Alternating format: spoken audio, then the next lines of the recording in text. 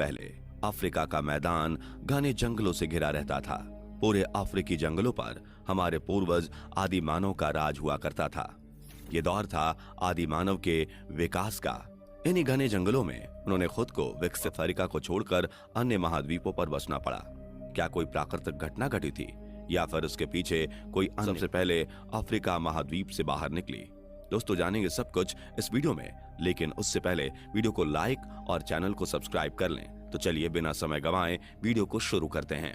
दोस्तों, आज से 20 लाख साल पहले अफ्रीका का ये मैदान घने जंगलों से घिरा रहता था। इन घने जंगलों में तरह तरह के शिकारी जानवरों का डेरा हुआ करता था। इन्हीं शिकारी जानवरों में सबसे खूंखार, लंबे दांत वाले शेर और लकड़बग्घे शामिल हुआ करते थे। इन्हीं जंगलों में आदि मानव भी रहा करते थे। दोस्तों, अफ्रीका में आदि मानव की जो सबसे पहली प्रजाति थी उसका नाम प्रोकॉन्सुल हेसेलोनी था। पेड़ों पर रहने वाले ये जीव फल फूल खाकर जीवन बिताते थे। इन जीवों का सतह पर होने वाली घटनाओं से कोई लेना देना नहीं था। ये जीव 4 पैरों पर चला करते थे। इनके ऊपरी और निचले होंठ समान आकार के होते थे। ये दिखने में आज के मकाऊ से काफी मिलते जुलते थे। प्रोकॉन्सुल के फॉसिल्स ज्यादातर ईस्ट अफ्रीका में मिलते हैं, जिससे इनकी शारीरिक बनावट का पता चलता है। फॉसिल्स से वैज्ञानिक अनुमान लगाते हैं कि ये अपने दौर में अग्रेसिव नहीं हुआ करते थे। रिसर्चर्स बताते हैं कि उस दौर में 10 मिलियन साल पहले पृथ्वी के तापमान में आई भारी गिरावट की वजह से अफ्रीका के जंगल प्रभावित हुए थे, जिसकी वजह से प्रोकॉन्सुल को पेड़ से उतरकर जमीन पर आना पड़ा और इन्होंने 2 पैरों पर चलने की शुरुआत की। और एक अन्य जाति आर्डिपिथेकस रेमेडिस इवॉल्व हुए। इस समय वो 2 पैरों पर चलने में सक्षम तो हुए, लेकिन इनके पैर अभी भी पहले के जैसे ही थे, जिस वजह से इनकी चाल आज के इंसानों से काफी अलग थी। 2 पैरों पर चलने के बावजूद भी अभी भी इनका जुड़ाव पेड़ों से रहा। ये अपने दोनों हाथों की मदद से पेड़ पर चढ़ा करते थे। जैसे जैसे अफ्रीका में पेड़ की संख्या कम हुई, ये भी इवॉल्व हुए और एक नई प्रजाति अफ्रीका के जंगलों में विकसित हुई, जिसे एस्ट्रोलोपिथेकस एफ्रेंसिस के नाम से जाना गया। इन जीवों के अंदर सभी चीजों को जानने और समझने की जिज्ञासु प्रवृत्ति ने जन्म लिया। इनके दिमाग का विकास हुआ। इनकी शारीरिक संरचना में भी बदलाव आया। इनकी चाल इंसानों से काफी ज्यादा मेल खाती थी और ये झुंड में रहा करते थे। ये प्रजाति आमतौर पर शाकाहारी हुआ करते थे। ये फलों पत्तों को खाकर ही अपना जीवन बिताते थे, लेकिन मांस मिलने पर ये उसे भी खा लिया करते थे। जैसे जब शेर, तेंदुआ या लकड़बग्घे अपने शिकार को खाने के बाद छोड़ देते थे तो ये उन्हें खाते थे। ये खुद शिकार नहीं किया करते थे, क्योंकि इनके पास उस समय आधुनिक हथियार नहीं हुआ करते थे। कई बार जब इन्हें भोजन नहीं मिल पाता था तो ये पेड़ों की जड़ों को भी खा लिया करते थे।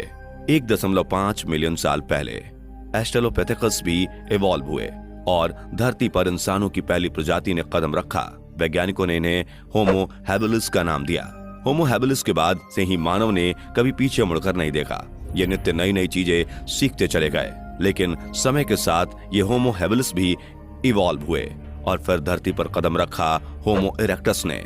दोस्तों, होमो इरेक्टस ही आदि मानव की वो प्रजाति थी जिन्होंने अफ्रीका महाद्वीप को छोड़कर अन्य महाद्वीप में बसने का फैसला किया। रिसर्चर्स के माने तो आज से लगभग 18 लाख साल पहले होमो इरेक्टस ने यूरोप और एशिया में फैलना शुरू किया और यहीं से इनका विस्तार धीरे धीरे सभी महाद्वीपों में हुआ। फिर चाहे पश्चिमी देश, नॉर्थ अमेरिका या साउथ अमेरिका हो, सभी जगह इनका विस्तार हुआ। हर महाद्वीप के वातावरण के अनुसार इनके रंग रूप में बदलाव आए। यहाँ हम कह सकते हैं कि जो ठंडे स्थानों पर बसे उनका रंग गोरा और जिन्होंने गर्म स्थानों को चुना उनका रंग काला हो गया। लेकिन दोस्तों, प्रश्न अभी भी वही है, आखिर होमो इरेक्टस को अफ्रीका महाद्वीप क्यों छोड़ना पड़ा?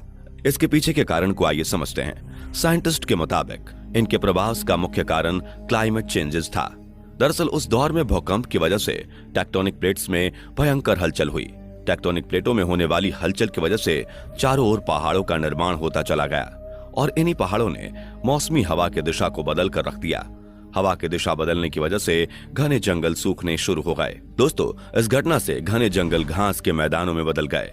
जलवायु के इस परिवर्तन की वजह से हमारे पूर्वज होमो इरेक्टस अफ्रीका महाद्वीप को छोड़कर अन्य महाद्वीपों में बसने के लिए निकल पड़े। इस जलवायु परिवर्तन का प्रभाव महाद्वीप में रहने वाले अन्य जानवरों पर भी पड़ा, जिन्होंने या तो खुद को उस वातावरण में ढाल लिया या फिर विलुप्त हो गए, जबकि वहीं होमो इरेक्टस पलायन करते हुए सभी महाद्वीपों में फैल गए। आरंभिक समय में होमो इरेक्टस खानाबदोश जीवन व्यतीत किया करते थे, यानी भोजन और आश्रय की तलाश में इधर उधर भ्रमण किया करते थे।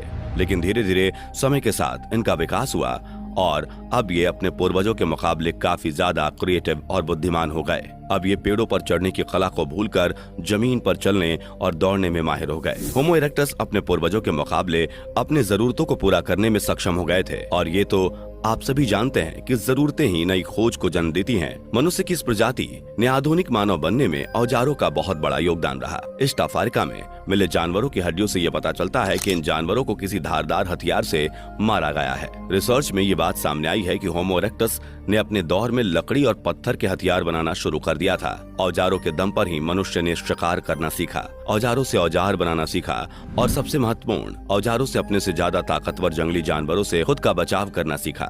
अगर मनुष्य खुद का बचाव नहीं कर पाता तो उसका हजारों साल से इस धरती पर टिके रहना असंभव था। यानी कि मानव रूप में ये काफी ज्यादा विकसित हो चुके थे और खुद को हर परिस्थिति में ढालना सीख चुके थे।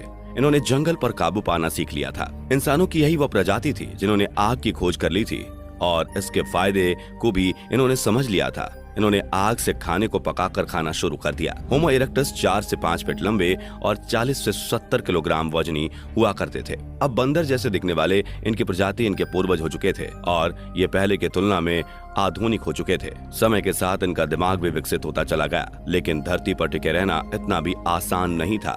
धरती पर जीवन कई कठिनाइयों से भरा पड़ा था, लेकिन इवोल्यूशन की दूसरी प्रजाति होमो हाइडेलबर्जेनेसिस खुद को इसमें ढालने में काबिल थी। यह धरती के पहले इंसानी प्रजाति थी जिनके दिमाग का आकार और वजन आधुनिक इंसान के बराबर था, लेकिन इनकी आंखें, जबड़े और चेहरे अभी भी बड़े थे। लेकिन इस आखिरी चरण में ये लगभग पूरी तरह से विकसित हो चुके थे।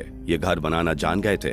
इतना ही नहीं, वे मृत लोगों को दफनाना भी शुरू कर चुके थे। उन्होंने कला की वस्तुओं का निर्माण करना भी शुरू कर लिया था। हम कह सकते हैं कि अब मानव जान चुका था कि धरती पर उसे किस तरह से रहना है और अपना जीवन विकसित करना है, कैसे खुद के लिए भोजन और पानी की व्यवस्था करनी है और किस तरह से खुद का बचाव करना है। यह सभी चीजें ये सीख चुका था। आप ये समझ लीजिए कि यहाँ तक पहुँचने के लिए इंसान इवोल्यूशन के कई मुश्किल भरे पड़ावों से गुजरा। होमो हाइडेलबर्जेनेसिस प्रजाति तक पहुँचने के लिए इंसान की 20 प्रजातियां इवोल्यूशन के पड़ाव से गुजरी थीं। समय के साथ साथ एक एक करके ये सभी प्रजातियां धरती से विलुप्त हो गईं और जो रह गए वो होमो सेपियंस के रूप में विकसित हुए। होमो सेपियंस यानी कि आधुनिक मानव कई मिलियन साल तक चलने वाले इवोल्यूशन के बाद धरती पर जन्म लेता है। इनका ब्रेन का साइज पहले से बहुत ज्यादा विकसित था।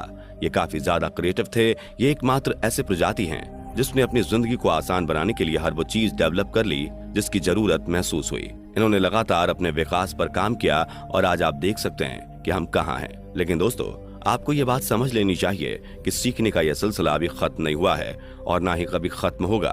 अगर